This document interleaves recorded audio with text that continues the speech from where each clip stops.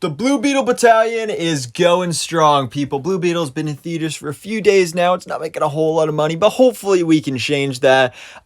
Spread the word because this is a great movie. I really enjoyed it. If you haven't already, check out my non-spoiler review. But here today we are talking about spoilers. So if you have not yet seen the film, I highly recommend going to theaters, watching the movie. It's a great movie. Check it out for yourself, and then come back here and we'll discuss some spoilers. And actually, interestingly, kind of after I watched the movie, I was like, really?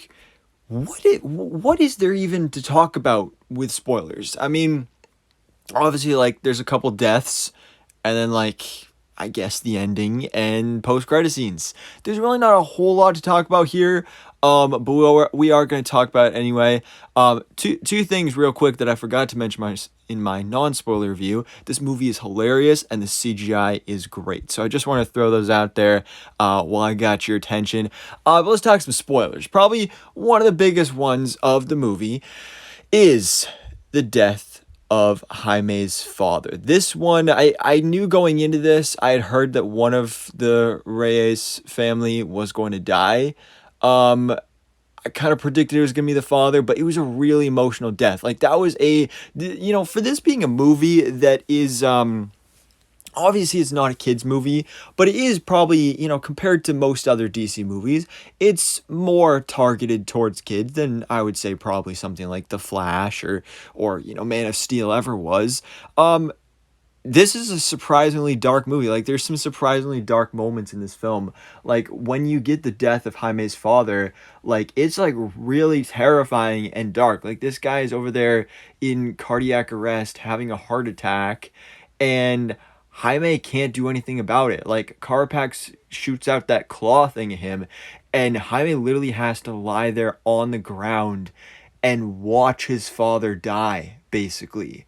And just, like, the way he's screaming in pain about the fact that he can't do anything to help his father. He literally has these superpowers. He's a superhero, but he can't do anything to save his father. And then also just the evilness of Victoria when they get Jaime on the helicopter, and then when she looks over and sees Jenny, she just waves to her. Like, man, what an evil woman. But actually, speaking of the father, I did also really love the kind of I guess afterlife scene with the father's spirit.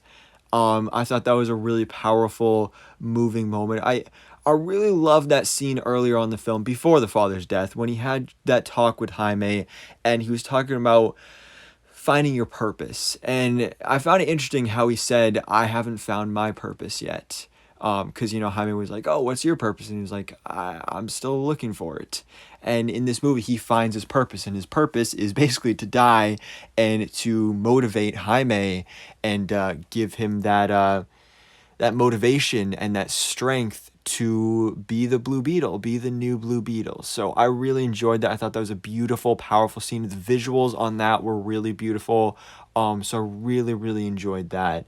And speaking of our villains, though, Carapax and Victoria Court, I love the backstory with Carapax. I talked about this a bit in my non-spoiler review, how I actually enjoyed the placement of his flashbacks not being until after the final battle.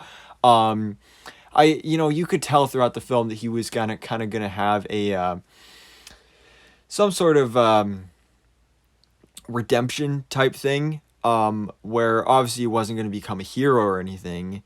But he wasn't going to be killed, and, well, he wasn't going to be, he wasn't just going to be like this one-note, one-off villain, and he wasn't going to put up with Victoria's stuff this whole movie. So I really appreciated, after that flashback, especially seeing how long Victoria has been in his life, the fact that she did all that stuff to him, which, I mean, also the fact that she's known him since he was a child makes their flirtatious relationship even more creepy and disgusting, but I guess in a good way, because, they're villains and stuff. And so I did really appreciate him taking her with him. And also it was kind of sad, like him basically like deciding to reunite with his mother, like the ghost of his mother almost. Like that was really sad. That was really kind of touching. And then just they go up in flames. And obviously, it's a comic book movie, so we didn't see a dead body. It is totally possible either one of them could show up again in a future sequel and be alive for the future of the DCU. But really, like I said, there's not a whole lot else to talk about. I mean, the family aspect was great. I thought it was hilarious that Nana was, her revolutionary past, and when they were going in to rescue Jaime, she was like, "Oh yeah, I've done this before." That was really funny. Again, there's just some really, really funny moments in this film. I love the relationship between Jaime and Jenny Cord. It's even rumored that, in fact, in real life, Jenny, well, not Jenny. I believe the actress's name is Bruna. That Bruna and Sholo are actually dating in real life. So on screen and off screen chemistry. So that's pretty cool there. Obviously, they get together at the end, and kind of get their happy ending. She's now the CEO of Cord Industries, but our post-credit scene reveals that her father, Ted Cord, is indeed alive, which I think we all saw coming. I mean, again, comic book logic, like, oh, he disappeared.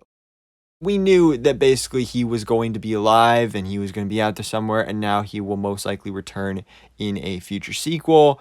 I did, of course, do a separate video breaking down that post-credit scene with Ted Cord, and also how director Aniel Manuel Soto has talked about his dream fan cast for Ted Cord in this franchise is Jason Sudeikis. And very interestingly, of course, that mural and the painting in the Cord mansion, the Cord estate, looks very much like Jason Sudeikis. So again, I did a whole video breaking that down, so check that out if you haven't already. But yeah, again, guys, I just really enjoyed this movie. I really enjoyed Blue Beetle.